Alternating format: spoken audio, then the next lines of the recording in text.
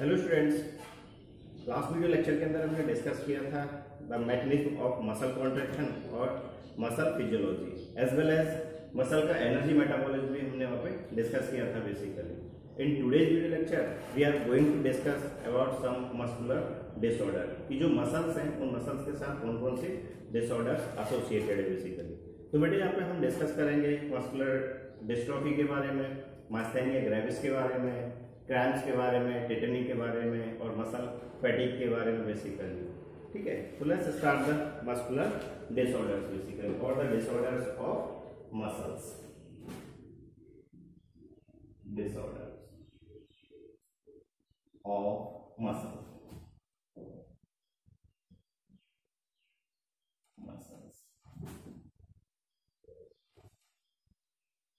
ठीक है, तो मसल्स के अंदर जो डिसऑर्डर्स है they are first muscular dystrophy,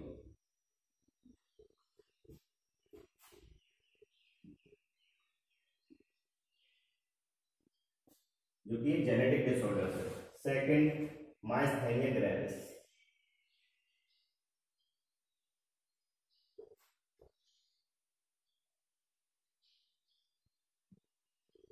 gravis. Third tetany and fourth cramps. Fifth cerebral palsy,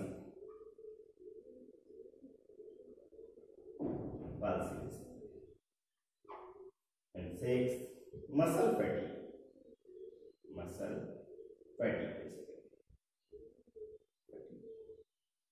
ठीक है, तो वन बाय वन डिसऑर्डर को हमें डिस्कस करना। First disorder is the muscular dystrophy basically. तो बेटा मस्कुलर जो डिस्ट्रॉफी है वो एक जेनेटिक डिसऑर्डर है, ठीक है, जो कि डिस्ट्रोफिन जीन के म्यूटेट होने के बेसिस पे होगा। और डिस्ट्रोफिन जो जीन होगा it present on x chromosome basically. एक बात आपको क्लियर कर दूं कि जो डिस्ट्रोफिन जीन है वो हमारी बॉडी का लॉन्गेस्ट जीन है बेसिकली, ठीक है, with 2400 kilobase pair size basically.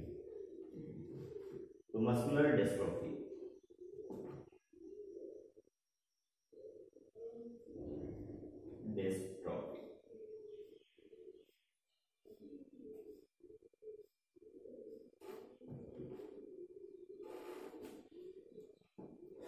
एक जेनेटिक डिसऑर्डर है, genetic disorder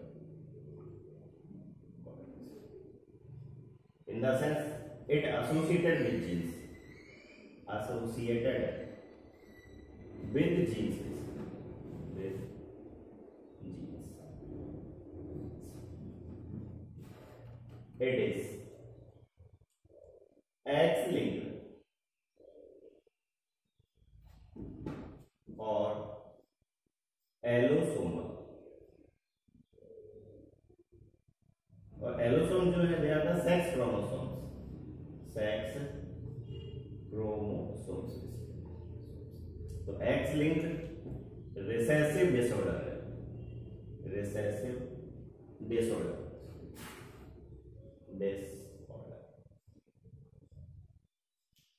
occur due to mutation in dystrophin gene basically, occur due to mutation in dystrophin gene।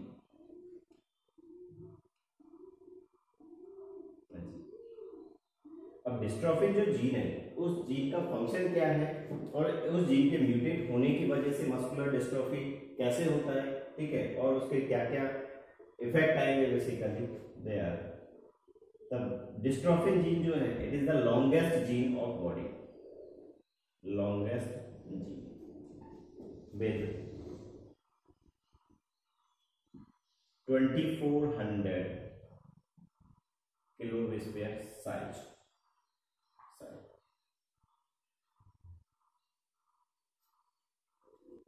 It plays the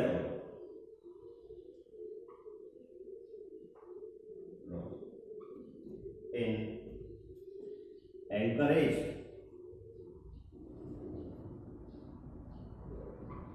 or connection between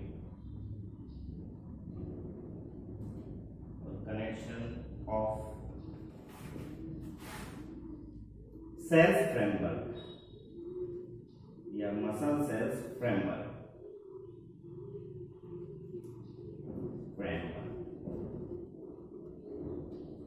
that is cytoskeleton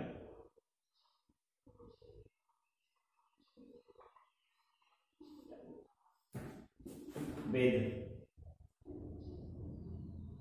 extracellular matrix proteins. Extracellular matrix proteins basically जो extracellular matrix की जो proteins होगी ना उसके साथ connection और उनके साथ एक्सप्रेस करवाने का रोल प्ले करता है इस डिस्ट्रोफिन जीन के प्रोडक्ट्स जो होंगे बेसिकली। दूसरा इसका एक और फंक्शन आता है डिस्ट्रोफिन जीन जो है it also plays the role in cell signalling basically. It also plays role in cell signaling basically.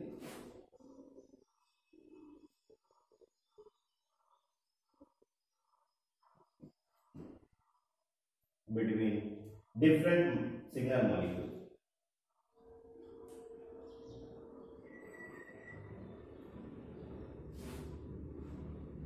Signal molecules ठीक है। तो ये डिस्ट्रोफिन जीन का फंक्शन है। अब अगर डिस्ट्रोफिन जीन्स म्यूटेट हो जाता है किसी रीजन पर ठीक है तो ये फंक्शनिंग जो होगा वो अफेक्टेड हो जाएगा और इस फंक्शनिंग के अफेक्टेड होने की वजह से जो मसल्स है वो धीरे धीरे करके डिजनरेट होना स्टार्ट कर देगा। दूसरा जो कोऑर्डिनेशन है ठीक है वो भी अफेक्टेड होगा, मसल्स का वीकनेस भी होना स्टार्ट हो जाएगा बेसिकली ठीक है जो कि इसके इफेक्ट होंगे।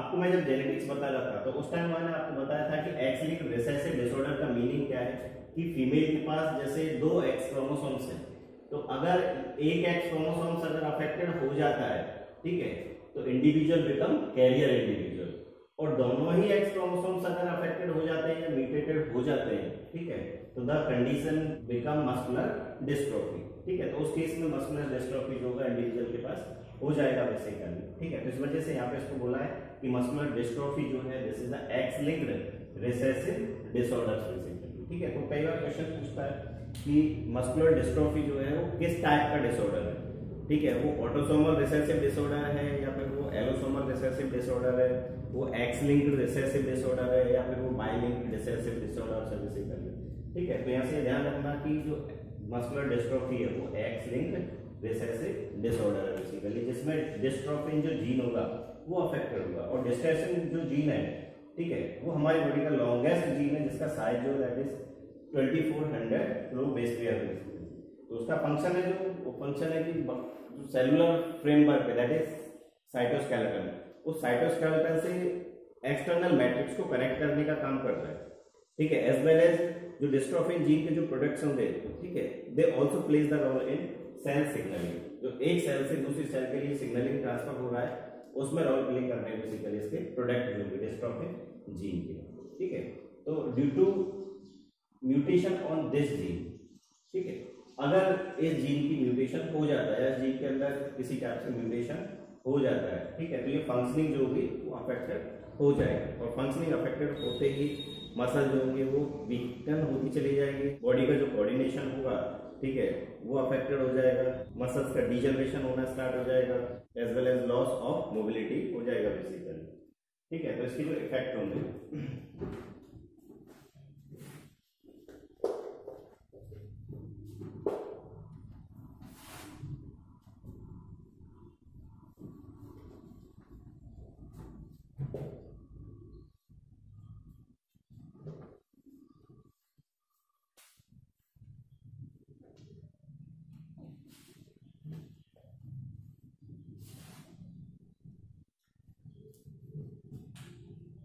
due to mutation in this gene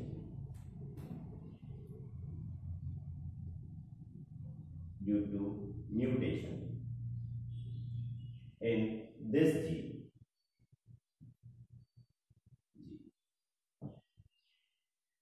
muscle degeneration.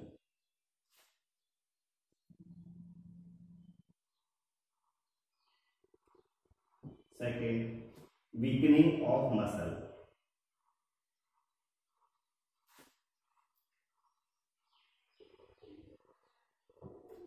Third, lack of coordination.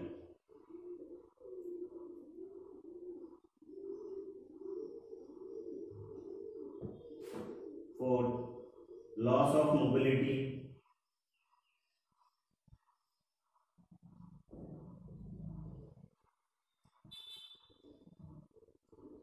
When आता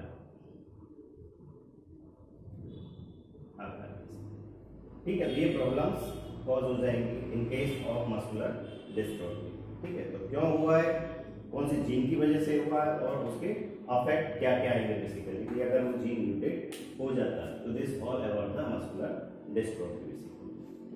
सेकंड जो मस्कुलर डिसऑर्डर है that is myasthenia gravis.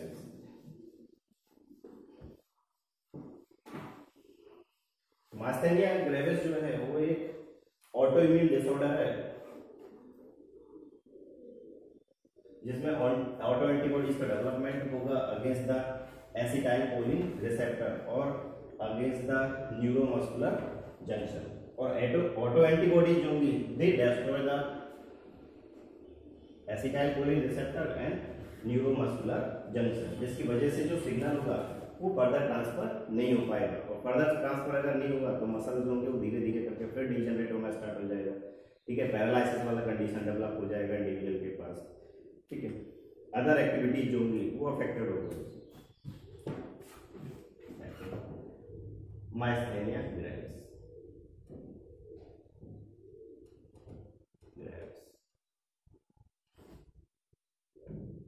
Second,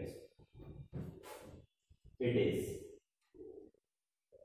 an autoimmune disorder. Autoimmune disorder. In this case,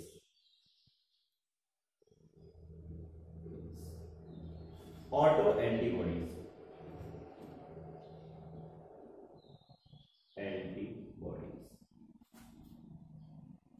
develops which destroy the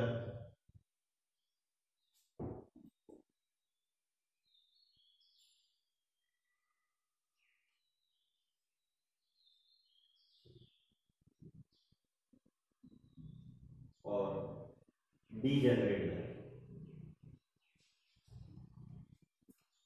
the acetylcholine receptors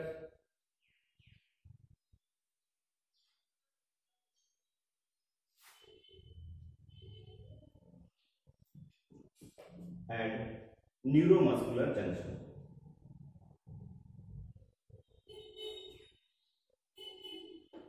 Muscular junction, ठीक है, and also decreases the amount of acetylcholine,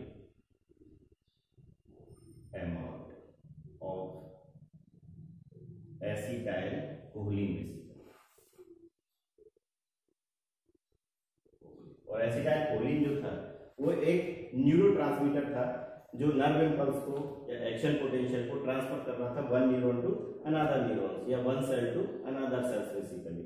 ठीक है, जिसकी वजह से muscle cells जो था वो अपना कॉन्ट्रैक्शन एंड रिलैक्सेशन परफॉर्म कर रहा था। लेकिन इस मायस्थेनिया ग्रेविस के केस में जो एसिटाइलकोलिन रिसेप्टर्स होंगे या न्यूरोमस्कुलर जंक्शन की जो मेम्ब्रेन होगी, ठीक है, उन मेम्ब्रेन के अगेंस्ट एंटीबॉडीज या हम बोल सकते हैं ऑटो एंटीबॉडीज डेवलप हो जाएगा। तो ये ऑटो एंटीबॉडीज होंगी they destroy the acetylcholine receptor as well as the neuromuscular junction membrane, जिसकी वजह से नर्व इंपल्स जो कि वो ट्रांसफर नहीं हो पाएगा मसल्स के पास। ठीक है, जिसकी वजह से मसल जो होंगे वो डिजनरेट हो जाएंगे, मसल का वीकनेस हो जाएगा और पैरालिसिस कंडीशन भी डेवलप हो जाता है।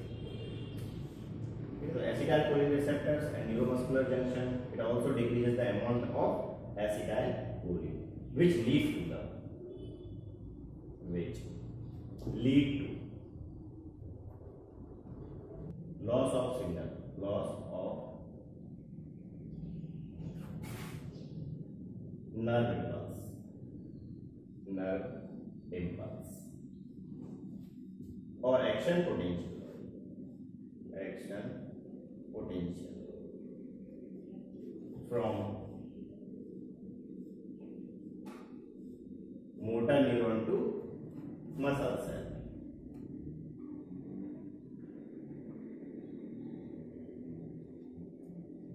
Muscle cell which causes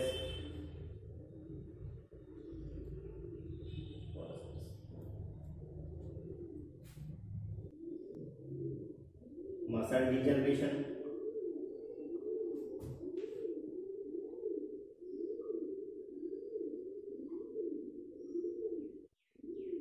weakening of muscle,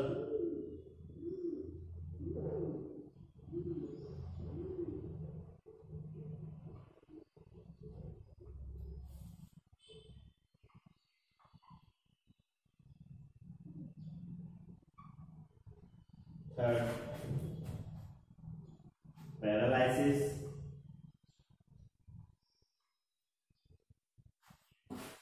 fourth drooping of eyelids,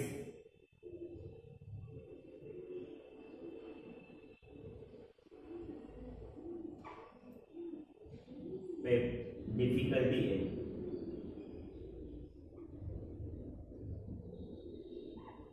in swallowing,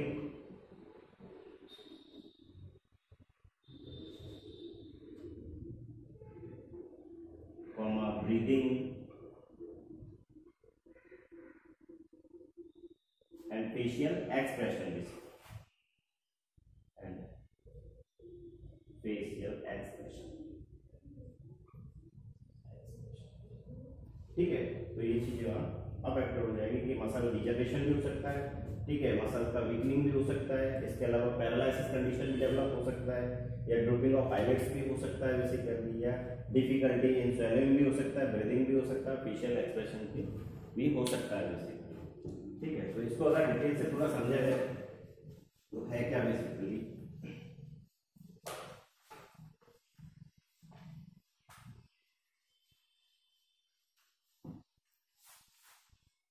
मैंने लास्ट क्लास में आपको मसल सेल के बीच में और न्यूरॉन्स के बीच में एक जंक्शन बताया था जिसको हमने बोला था न्यूरोमस्कुलर जंक्शन बेसिकली। तो ये न्यूरोमस्कुलर जंक्शन जो था, ठीक है, इस न्यूरोमस्कुलर जंक्शन के अंदर ये प्रेजेंट थे एसिटाइलकोलिन रिसेप्टर्स, ठीक है, और ये मोटर न्यूरॉन्स जो था, मोटर न्यूरॉन, इस मोटर न्यूरॉन के अंदर प्रेजेंट था एसिटाइलकोलिन फील्ड वेसाइकल जिसमें कि एसिटाइलकोलिन प्रेजेंट था।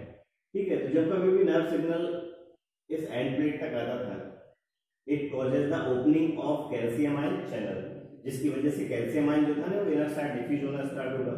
तो ये calcium ion inner side diffuse होने की वजह से ये एसिटाइलकोलिन फील्ड वेसाइकल जो थी, ठीक है, वो डिफ्यूज हो रहा था with the membrane and will lead to the release of acetylcholine in neuromuscular junction. ये जो जंक्शन दिखाया था दैट वाज न्यूरोमस्कुलर जंक्शन,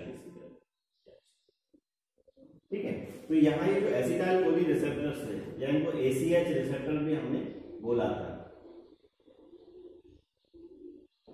ठीक है। तो ये एसिटाइलकोलिन के जो रिसेप्टर्स होंगे ये इंटरेक्ट करेंगे एसिटाइलकोलिन के साथ जो कि रिलीज हुआ है by the fusion of acetylcholine filled vesicle, ठीक है। तो ये एसिटाइलकोलिन जो है इट गेट रिएक्ट विद या it get bind with acetylcholine receptor, ठीक है, जिसकी वजह से एक्शन पोटेंशियल जो था it triggers in muscle cell. ये मसल सेल आपको दिखाया था वहां पे, मसल सेल, ठीक है। तो मसल सेल के अंदर फर्दर मैंने आपको बताया था टी ट्यूब्यूल्स और एल ट्यूब्यूल्स जिनके थ्रू की कैल्शियम आयन रिलीज होगा और फर्दर मसल का कॉन्ट्रैक्शन होगा बेसिकली, ठीक है। जो मैकेनिज्म मैंने आपको बताया था स्लाइडिंग फिलामेंट थ्योरी के बेसिस पे, तो जैसे ये एसिटाइलकोलिन बाइंड होगा एसिटाइलकोलिन रिसेप्टर के साथ तो मसल जो था वो कॉन्ट्रैक्शन या रिलैक्सेशन परफॉर्म करने लगा। तो ये नॉर्मल मैकेनिज्म था। अब इस माइस्थेनिया ग्रेविस के केस में क्या होता है कि ये जो एसिटाइलकोलिन के रिसेप्टर्स हैं, ये एसीएच रिसेप्टर्स जो है, या न्यूरोमस्कुलर जंक्शन में जो मेम्ब्रेन है, इस मेम्ब्रेन के अगेंस्ट या एसिटाइल कोलिन रिसेप्टर के अगेंस्ट यहाँ एंटीबॉडीज का डेवलपमेंट होता है। बेसिकली एंटीबॉडीज का डेवलपमेंट, ये एंटीबॉडी, और ये एंटीबॉडीज हमारी ही बॉडी की सेल्स के या हमारी बॉडी के किसी रिसेप्टर के अगेंस्ट है। तो ऐसी एंटीबॉडीज को हम बोलते हैं ऑटो एंटीबॉडी, ऑटो एंटीबॉडी। ठीक है, तो ऑटो एंटीबॉडी जो होंगी वो हमारी बॉडी के या इस न्यूरोमस्कुलर जंक्शन के जो एसिटाइल कोलिन रिसेप्टर्स है, उन एसिटाइल कोलिन रिसेप्टर को डिस्ट्रॉय करने का काम करेगी बेसिकली, या इस मेम्ब्रेन को डिस्ट्रॉय करने का काम करेगी, या फिर एसिटाइल कोलिन को डिस्ट्रॉय करने का काम करेगी बेसिकली। तो ये एंटीबॉडी जब इन एसिटाइल कोलिन रिसेप्टर को या मेम्ब्रेन को या इस एसिटाइलिन को डिस्ट्रॉय करेगा, ठीक है, तो ये सिग्नल जो होगा वो फर्दर ट्रांसफर नहीं हो पाएगा इस मसल सेल के पास। ठीक है, तो मसल सेल जो होंगी वो फर्दर कॉन्ट्रैक्शन और रिलैक्सेशन परफॉर्म नहीं कर पाएगी। अब फर्दर कॉन्ट्रैक्शन एंड रिलैक्सेशन अगर नहीं होगा, ठीक है, तो फर्दर प्रॉब्लम डेवलप हो जाएंगी, मसल डिजनरेट होना स्टार्ट हो सकता है। ठीक है, वीकनिंग ऑफ मसल भी हो सकता है, पैरालिसिस वाला कंडीशन भी डेवलप हो सकता है, ड्रूपिंग ऑफ आईलिड्स भी हो सकता है बेसिकली, डिफिकल्टीज भी फील हो सकता है स्वेलिंग में, ब्रीदिंग में और फेशियल एक्सप्रेशंस के अंदर। बेसिकली बात आता है कि ये ऑटो इम्यून डिसऑर्डर्स डेवलप कैसे होते हैं। तो ऑटो इम्यून डिसऑर्डर्स डेवलप होते हैं due to the mutation in immune cells. हमारी बॉडी का इम्यून का दो सेल्स है, दैट इज टी लिम्फोसाइट और बी लिम्फोसाइट। तो नॉर्मली होता क्या है कि टी लिम्फोसाइट और बी लिम्फोसाइट ये एक्सटर्नल पार्टिकल को, किसी पैथोजन को रिकॉग्नाइज करके उसको डिस्ट्रॉय करने का काम करते हैं, और इस फिनोमिना को हम बोलते हैं इम्यूनिटी। लेकिन अगर बी और टी सेल एक्सटर्नल पार्टिकल्स को रिकॉग्नाइज ना करके भी हमारे ही बॉडी के किसी सेल्स को, किसी रिसेप्टर को, किसी सिग्नल मॉलिक्यूल्स को रिकॉग्नाइज करके डिस्ट्रॉय करना स्टार्ट कर दे, ठीक है, तो the condition will lead to the auto immunity. ठीक है, वो कंडीशन डेवलप होगा क्या, ऑटो इम्यूनिटी बेसिकली। तो माइस्थेनिया ग्रेविस के केस में यहाँ जो अफेक्ट हो रहा है, यहाँ जो ऑटो एंटीबॉडीज डेवलप हो रहा है वो एसिटाइल कोलिन रिसेप्टर के अगेंस्ट डेवलप हो रहा है, या उस न्यूरोमस्कुलर जंक्शन की जो मेम्ब्रेन है उसके अगेंस्ट डेवलप हो रहा है, एसिटाइल कोलिन जो न्यूरोट्रांसमीटर है उसके अगेंस्ट डेवलप हो रहा है बेसिकली, जिसकी वजह से ये ऑटो एंटीबॉडी जो है इस एसिटाइल कोलिन रिसेप्टर को डिस्ट्रॉय कर देगा, एसिटाइल कोलिन को डिस्ट्रॉय कर सकता है और इस मेम्ब्रेन को भी डिस्ट्रॉय कर सकता है बेसिकली, जिसकी वजह से जो एक्शन पोटेंशियल है या नर्व सिग्नल जो का है ये ट्रांसफर नहीं हो पाएगा मसल सेल के पास, जिसकी वजह से मसल सेल जो है कॉन्ट्रैक्शन रिलैक्सेशन परफॉर्म नहीं कर पाएगा। ठीक है, तो समझ में आया कि ऑटो इम्यून डिसऑर्डर्स होते क्या हैं और ये किस वजह से डेवलप होते हैं। अब बात आता है कि जो हमारा बॉडी का इम्यून सेल्स था, ठीक है, जो इतना अच्छा फंक्शनिंग कर रहा था कि जो एक्सटर्नल पार्टिकल्स हैं, ठीक है, उसको रिकॉग्नाइज कर रहा था और रिकॉग्नाइज करके उसको डिस्ट्रॉय कर रहा था। तो ये सेल्स कैसे अपनी इस फंक्शनिंग को लॉस कर रहा है बेसिकली, ठीक है। तो अगर इन सेल्स के अंदर म्यूटेशन हो जाता है, ठीक है, और ये सेल्स अफेक्टेड हो जाता है, तो they lose the power of recognition of cell और non cell antigen basically and begin to recognize the body cells, receptor और molecules as a antigens basically and develops the auto antibodies against these molecules या cells और receptors basically, ठीक है। They develop due to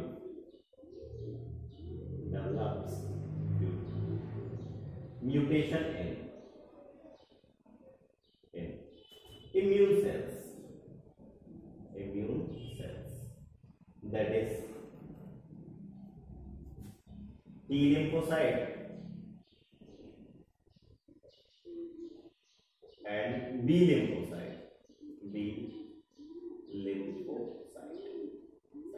जब मैं blood करवा रहा था तो इन दोनों सेल्स के बारे में आपको वहां पे बताया था। अब टी लिम्फोसाइट जो होंगे ये एक्ट करता है as a APC, antigen presenting cells basically, in the sense बाहर के जो पार्टिकल्स है उनको रिकॉग्नाइज करना नहीं करना वो सब काम करता है कौन, टी लिम्फोसाइट बेसिकली, ठीक है। It act as APC, antigen presenting cells, antigen presenting cells, in the sense antigen को प्रेजेंट करने का काम कर रहा है कौन? ये टी लिम्फोसाइट।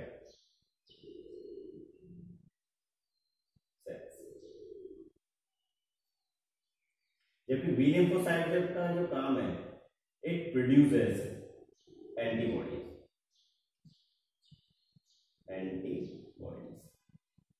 और एंटीबॉडीज जो होंगी वो डिस्ट्रॉय करती हैं पार्टिकल को, डिस्ट्रॉय पार्टिकल्स।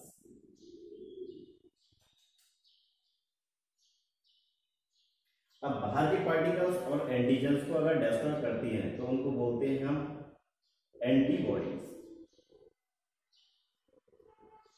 लेकिन हमारी ही बॉडी के सेल्स को और रिसेप्टर्स को डिस्ट्रॉय कर देती हैं, ठीक है, तो उनको बोलते हैं हम ऑटो एंटीबॉडीज। तो ऑटो एंटीबॉडीज डेवलप क्यों होगा? Due to the mutations in immune cells. अगर इन सेल्स के अंदर म्यूटेशन हो जाता है या सेल्स अफेक्टेड हो जाता है, ठीक है, तो they lose the power of recognition of self और non self antigen. Resultant they begin to recognize as the cells, receptors, molecules as a antigen and begin to produce as the antibody against them, ठीक है। These antibodies are known as the auto antibodies. और auto antibodies जो होंगी they destroy the particular cells, particular receptor, particular signal molecules basically, which lead to the autoimmune disorder, ठीक है।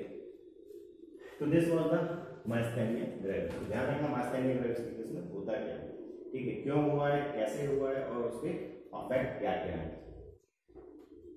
Next muscular disorder case टेटेनी।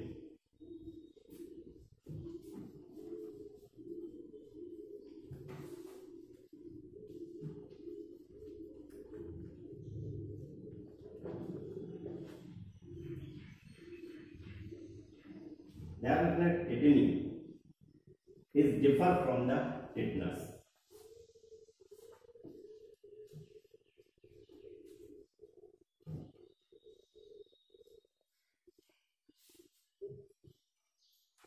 Third disorder case.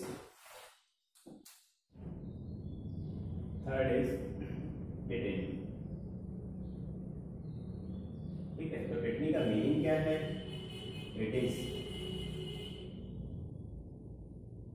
Shuttle और spasmic muscle contraction,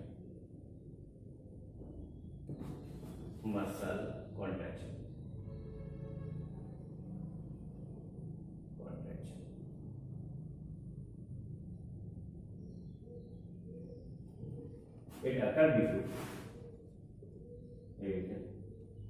occur or develop due to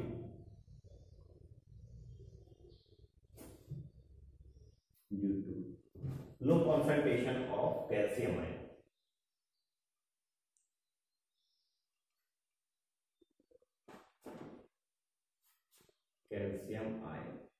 In blood.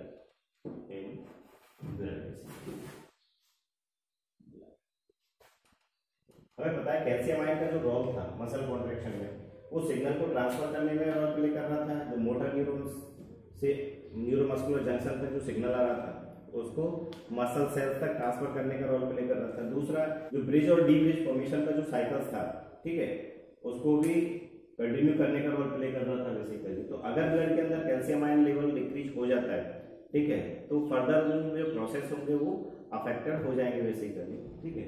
इसकी वजह से क्या हो रहा है, सडन मस्कुलर कॉन्ट्रैक्शन, और इसको हम हाइपोकैल्सेमिया भी बोलते हैं बेसिकली, हाइपोकैल्सेमिया। ब्लड के अंदर जो कैल्शियम आयन का लेवल है, ठीक है, it is generally increase by the hormone known as PTH hormone. और पीटीएच हार्मोन जो होगा वो पैराथायरॉइड ग्लैंड से प्रोड्यूस होता है बेसिकली, ठीक है। तो पीटीएच जो हार्मोन है, पैराथायरॉइड हार्मोन जो होगा, वो ब्लड के कैल्शियम लेवल को इंक्रीज करने का काम करता है। इन द सेंस वो हाइपर कैल्सेमिक हार्मोन है, ठीक है। तो अगर किसी रीजन बस पीटीएच डिक्रीज हो जाता है ब्लड के अंदर, ठीक है, और हाइपोसिक्रेशन होता है पीटीएच का, ठीक है, तो this will lead to the hypocalcaemia basically, जिसकी वजह से ब्लड का कैल्शियम लेवल भी डिक्रीज हो जाता है। अब बात आता है कि पीटीएच जो है वो ब्लड के कैल्शियम लेवल को इंक्रीज कैसे करता है। तो पीटीएच का जो काम है, ठीक है, वो कैल्शियम आयन को डिसोल्यूट करवा लेगा बोन से, as well as calcium ion का रीएब्जॉर्प्शन जो है इंटेस्टाइन से उसको इंक्रीज करवा लेगा, रीनल टिब्यूल से कैल्शियम आयन के एब्जॉर्प्शन को इंक्रीज करवाने का रोल प्ले करेगा। Ultimately it increases the blood calcium ion level. तो इस वजह से पीटीएच को हम हाइपर कैल्शियमिक हार्मोन भी बोलते हैं बेसिकली, ठीक है।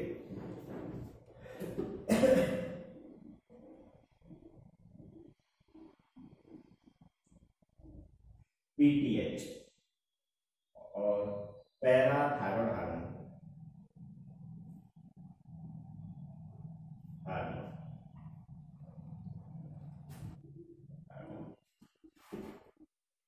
produces from parathyroid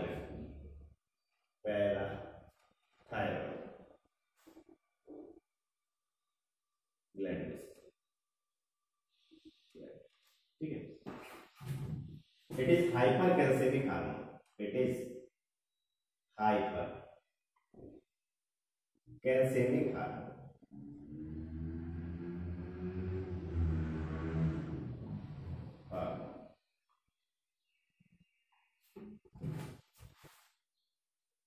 which increases blood calcium ion, increases blood calcium ion by dissolution of bones,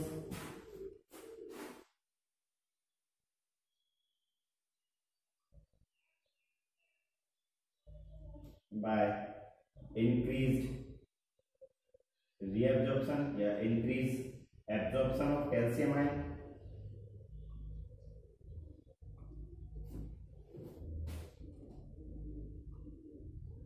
from intestine.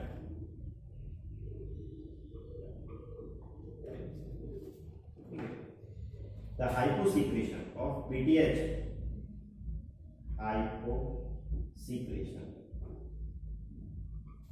of PTH का सीक्रेशन अगर कम हो जाता है तो it will lead to decrease calcium ion level in blood, decrease calcium ion level in blood basically, और causes hypocalcaemia, ठीक है। तो हाइपोकैल्सीमिया जो होगा it will lead to the tetany, ठीक है। टेटनी के केस में हो क्या रहा है, सडन मसल कॉन्ट्रैक्शन हो रहा है, स्पास्मिक मसल कॉन्ट्रैक्शन हो रहा है। ध्यान रखना कि टेटनी जो है it is differ from the muscular tetanus. तो मस्कुलर जो टेटनस है उसके केस में सस्टेन्ड वॉलंटरी मसल कॉन्ट्रैक्शन होगा, जबकि टेटनी के केस में स्पास्मिक और सडन मसल कॉन्ट्रैक्शन हो रहा है। Tetani is differ from muscular tetanus या muscle tetanus, तो मसल टेटनस जो है इसका मीनिंग है it is sustained voluntary muscle contraction,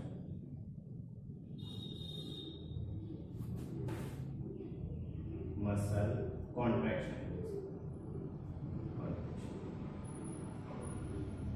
जबकि टेटनी का जो मीनिंग है, ठीक है, वो सडन मसल कॉन्ट्रैक्शन, ठीक है। एक और चीज कि मसल टेटनस जो है it differ from the bacterial tetanus.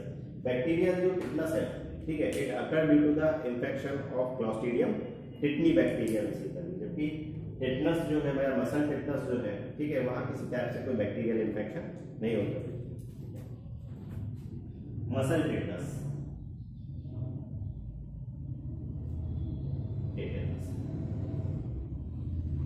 is differ from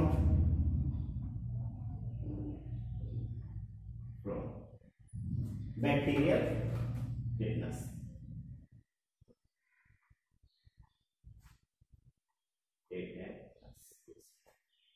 और बैक्टीरियल टेटनस जो है it occur due to the infection of clostridium tetani bacteria. Bacterial tetanus जो होगा इसको लॉक जॉ डिजीज भी हम बोलते हैं, लॉग जॉ डिजीज इसको बोला जाता है। इट अकर ड्यू टू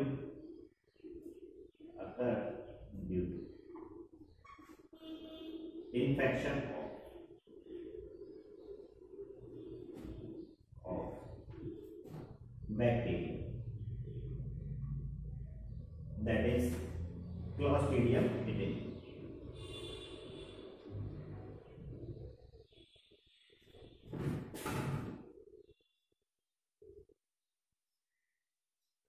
ठीक है, बैक्टीरिया, ठीक है, इस बैक्टीरिया की वजह से होती है। This all about the aetiology. Next fourth जो मसल डिसऑर्डर है that is cramps.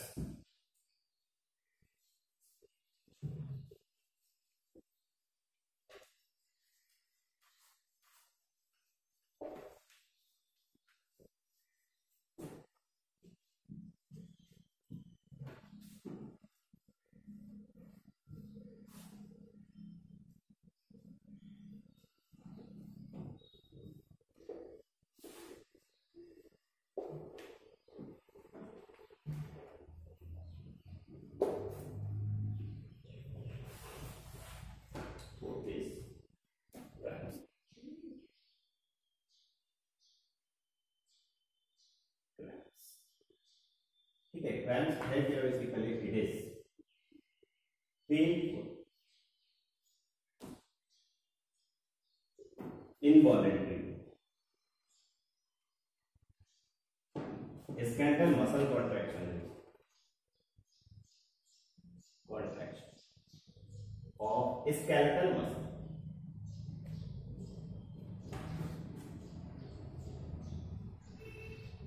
Muscle, skeletal muscle के अंदर पेनफुल इनवॉलेंटरी कॉन्ट्रैक्शन को हम बोल रहे हैं क्रैम्प। अब क्रैम्प का रीजन क्या है? या तो ये साल्ट इम्बैलेंस की वजह से हो सकता है, या स्ट्रेस की वजह से हो सकता है, या फैटिग की वजह से हो सकता है, या इम्परफेक्ट पोस्चर की वजह से भी हो सकता है बेसिकली। ठीक है, तो it may develop due to salt imbalance,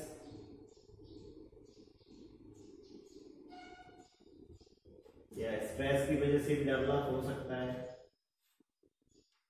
या फैटिग की वजह से भी डेवलप हो सकता है, और इम्परफेक्ट पोस्चर की वजह से भी डेवलप हो सकता है।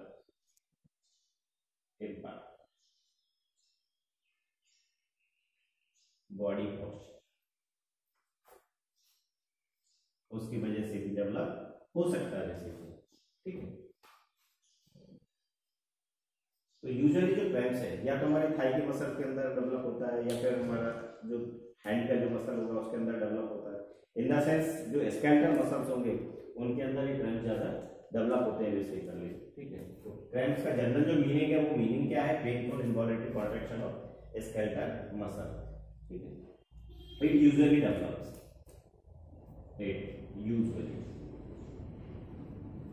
occur in thigh muscle,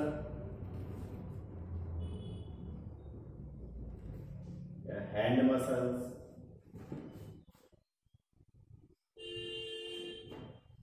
या काफ मसल। ये जो मसल्स हैं, ठीक है, they are the skeletal muscles basically. ये सब क्या है? Skeletal muscles. तो इन स्केलेटल मसल्स के अंदर अगर पेनफुल इनवॉलेंटरी कॉन्ट्रैक्शन हो जाता है तो the condition is known as the cramps basically. ठीक, जो कि डेवलप हो रहा है सॉल्ट इम्बैलेंस की वजह से, स्ट्रेस की वजह से, फैटिग की वजह से, और इम्परफेक्ट बॉडी पोस्चर की वजह से।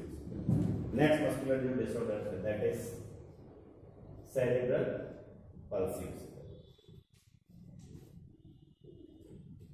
फिर सेरेब्रल पल्सी जो कि कॉन्जेनिटल डिसऑर्डर है।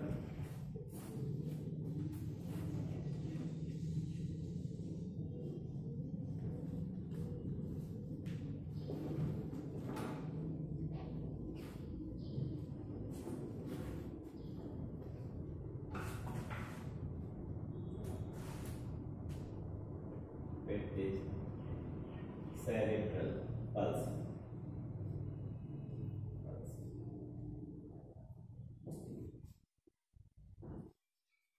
तो सेरेब्रल जो पल्सी है ये कॉन्जेनाइटल डिजीज है बेसिकली, और कॉन्जेनाइटल वो डिजीज होती है जो बाय बर्थ आती है। It is a congenital disease or disorders। congenital disorders का मीनिंग है occur by birth,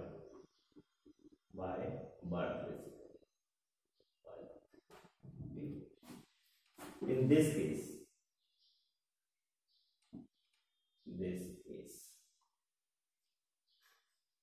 brain damages before or during birth, before or during birth,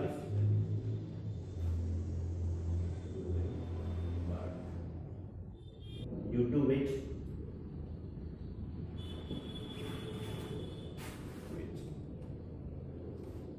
child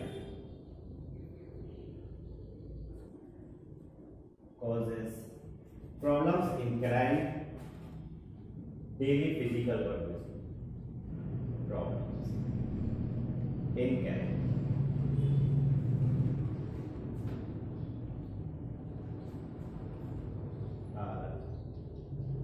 routine physical work,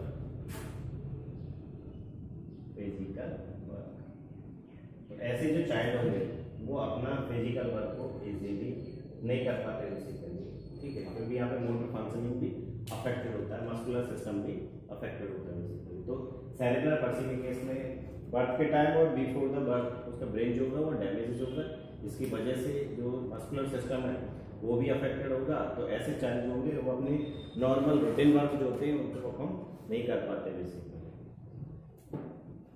In this case, it is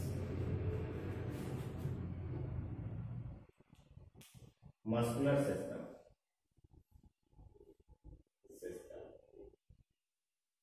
motor functioning,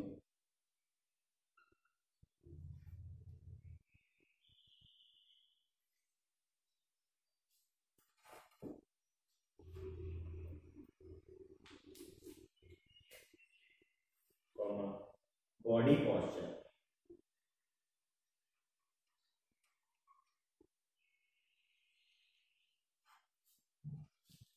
balance of body,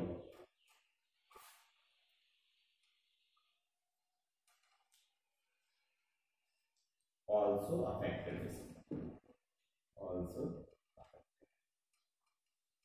ये चीजें जो उसमें affected होंगी, ठीक है।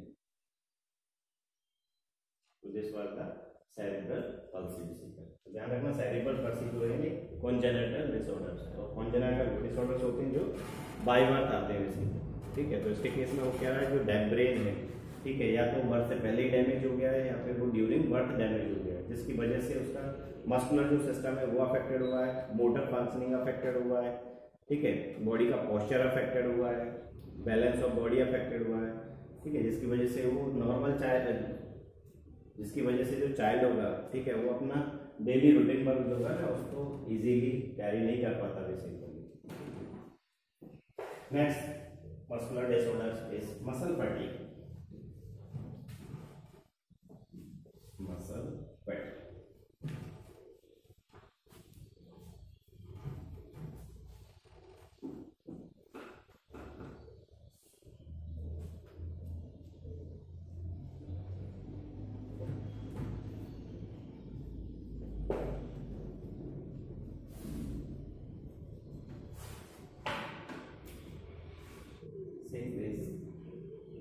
Muscle fatigue,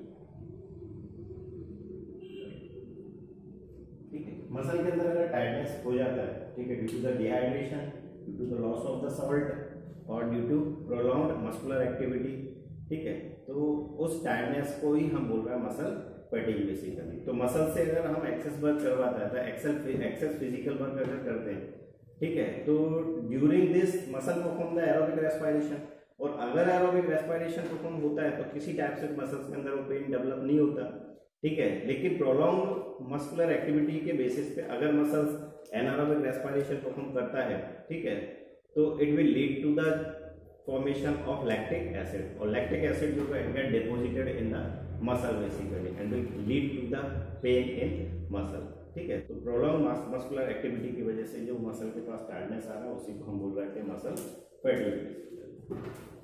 it is tiredness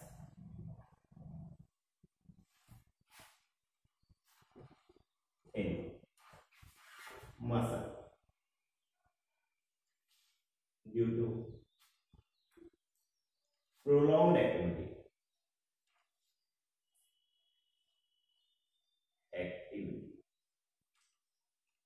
of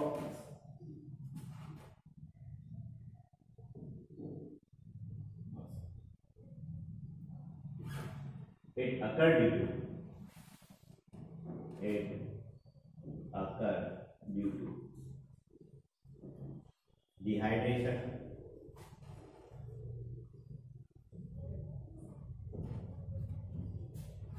or salt imbalance,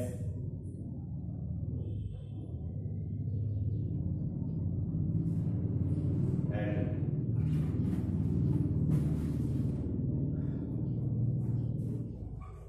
formation of lactic acid